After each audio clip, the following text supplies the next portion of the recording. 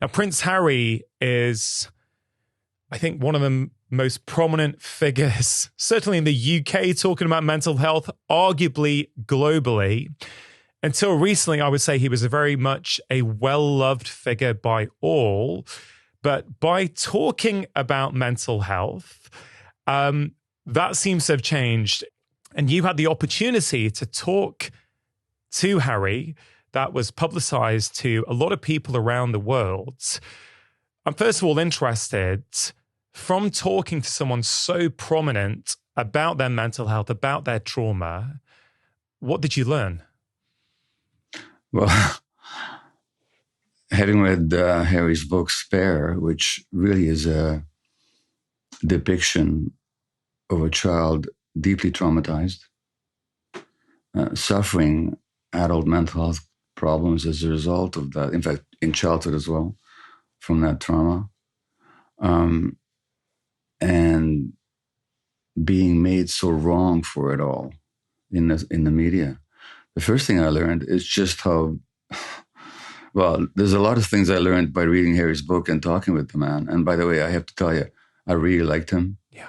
Down to earth, sensitive, insightful, intelligent, well-meaning human being who really wants to make a difference in the world. So I learned about him personally.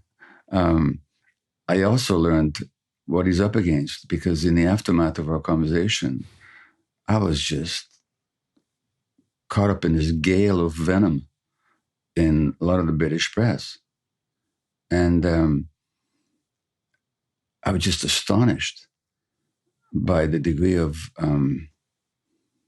poisonous commentary, poisonous attitudes. I just received a small portion of what he's been living with for so long now. Now, I was aware of Prince Harry's and his brother's interest in mental health issues. Back in 2017 already, they had already started a foundation to talk about mental health issues because they were traumatized kids. Their mother died, and they grew up in a family that was very dysfunctional, a loveless marriage. I mean, I could go on. This is public knowledge. And so these two young men started talking about mental health issues, and their grandmother, the queen at some point, said, enough of this. Go back and talk about, do your royal duties and forget these personal interests in mental health. This was publicly reported in the Sunday Times back in 2017. So he's had a commitment to talk about mental health. And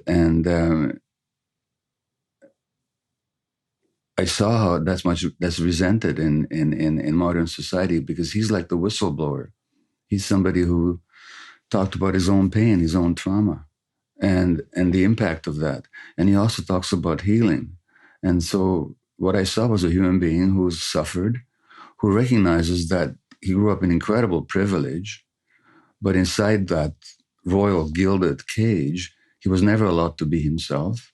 And he had this lifelong struggle to liberate himself from the expectations and programming that came with being a royal child, where literally was not. The message he got was, don't be yourself. He said this in so many words. So here's a man who's struggling to become himself, and how much opprobrium that attracts from a lot of people in the media and in society. So the conversation was eye-opening for me, in that here's this prince, grew up one of the most wealthiest families in Britain, never mind wealthy, also revered and historically elevated to this high status, and he suffers like the rest of us. Yeah. And he needs to struggle with that suffering. He needs to make sense of it. He needs to try to find himself. He needs to liberate himself. So that's what the conversation is about. And to me, it was a very refreshing, very interesting conversation. Yeah, I mean, thank you for sharing that. It's interesting, and maybe we'll get to this later on in this conversation, how polarizing any conversation around Prince Harry is. And it's really interesting because I don't know Prince Harry. I've seen him talk. I've seen a lot of that interview you had with him. I've seen some of his other talks. So when I say I've seen his talks, I've seen the actual conversations, not what the media are reporting about the conversation or the commentary from a prominent media expert about it. I've seen it with my own eyes. I've heard it with my own ears. And as someone who spent over 2 decades interacting with patients, reading them, trying to pick up the messages behind their words, trying to read their body language to really get an impression of who is this person, what is really going on here. I got to say, the only thing I get from Prince Harry is somebody who is trying his best to come to terms with his past and then move on. I get the impression this is somebody who is incredibly emotionally grounded. And I totally get the impression that this is someone who does not see himself as a victim, someone who's trying to empower himself. I mean, what's your perspective on what I've just said? Well, that's how I perceive it as well. Now, he's a young man. He's 38 years old, 39, is he? He makes mistakes, but I'm 79 and I make mistakes, you know? And but the overall arc of his life is precisely as you've described it. And I do get the sense of a person who's very much committed to making a difference in the world. And in terms of victimhood, like I got all these, I got a lot of followers on Instagram, you know, and all these venomous notes about I'm unfollowing you because you talk to this ginger whiner, you know, and you got sucked in, you know, into he's not a whiner. The British word is spelled Whinger. How do you pronounce that? Winger or whiner or what do you say? Yeah, whiner, whinger. Yeah, ginger whinger they call them. Yeah, okay. Well, first of all, let me tell you something. Redheaded people are more sensitive than others. That's a physiological fact. They often need more anesthesia when they have surgery, for example. This is a well-known fact. Wow. So the more sensitive you are, the more you experience, the more deeply you experience, the more things hurt. That's his nature. He's and he told me that all his life he felt different from others. He's just more sensitive. But he's not a victim. He doesn't perceive himself as a victim. Not in the least. That's the first question I asked him. Yeah. And in fact, when we talk about trauma, which he experienced, certainly I have, and it's my work in the world, I don't talk about trauma as a way of victimizing people, but as a way of empowering them.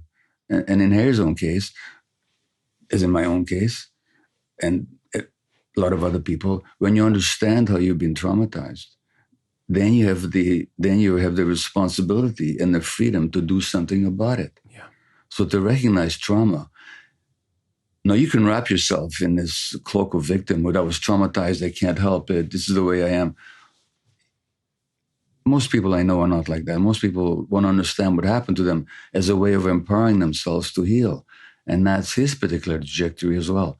So he's not a victim. He doesn't see himself that way. I don't see him that way. And he is increasingly grounded. He's far happier now than he ever used to be, as he should be. And as far as his children, he's determined not to inflict on his children the kind of pain and emotional deprivation that he experienced in his childhood. And isn't that just what all parents want, is not to make our kids hurt the way we were hurt? I mean, again, it's the universality, the ubiquitous humanity that shows up in his life experience, despite his incredibly special circumstances. Yeah. That's what's so interesting. If you look at that story, Harry's story from the outside, and you remove the royal family component, which of course for many people it's very hard to do. But of course, as clinicians, as physicians, Gabor, we always have to treat the people who come in front of us with compassion. It doesn't matter if they're a CEO or they're addicted to drugs or they're poor or they're rich. Makes no difference to a healthcare professional. We treat them all the same. So if you look at this as a human story and you remove the royal family element, we would be celebrating this, saying, wow, what strength to confront your past, to speak up about it, to try and move on, to try and not pass on your own trauma to your children.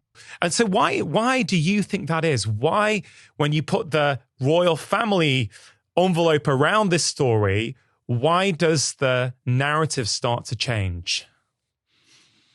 I think it's, first of all, people want to idealize. They want to have these fantasy bonds with figures whose lives they find glamorous and more meaningful than their own, and they don't want that illusion shattered. I think that's a part of it. But I think there's a more general cause, which doesn't have to do with royalty. So if you look at Harry's life, he's born to a young, emotionally fairly troubled woman who is in a loveless marriage, whose husband basically, Charles himself was a bullied, sensitive child, emotionally deprived. There was a story about Prince Charles, the current king, 5 years old. His mother, Queen Elizabeth, goes on a royal tour for several months. When she comes back, she greets him by shaking his hand. That's a deprivation. Ashley Montagu talked about the need to be held. When Harry's mother dies, Diana, his father comes into his room early in the morning to tell him, doesn't hug the child. Imagine telling a child that your mother just died and you don't hug the child. He spends a few minutes, touches the kid on the knee and says, it'll be okay, and leaves. And Harry's left on his own. Now, take that out of the royal context. Would you not see that as an example of tragic deprivation, emotional deprivation?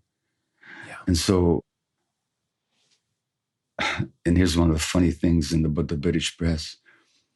I quoted Ashley Montagu, and I said that Montagu talks about the importance of cuddling and holding kids and skin-to-skin contact. And I said, even animals cuddle their kids. I mean, you tell a mother orangutan to ignore a child's emotional distress, or a mother monkey or a mother cat for that matter. I said, even animals hold their kids. The Sunday Times wrote that I said that the royal family treated their kids like animals. I said the opposite. I said they only wish they had treated them like animals, cuddled them, and they needed to be held. So that's an example of severe deprivation. Not anybody's fault. It's multi-generational in that family. So when I asked Harry, well, where does that leave you? He says it leaves me wanting to cuddle my kids and hold them all the time. Yeah. Because he doesn't want to pass that pain on. What is so difficult for people to understand about that? It's because people are themselves hurt and they have trouble looking at the sources of their pain.